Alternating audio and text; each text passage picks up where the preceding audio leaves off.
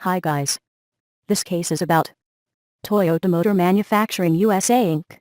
As of May 1, 1992, Doug Friesen, manager of assembly Georgetown Toyota, Kentucky, plant, faces a problem with the location set in the factory as the only product, Camrys.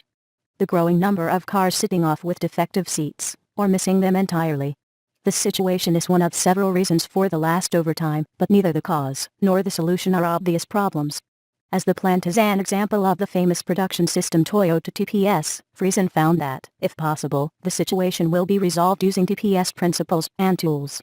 Students were asked to suggest what action Friesen should take, and analyze whether current processing Georgetown to place the problem fits into the philosophy of TPS.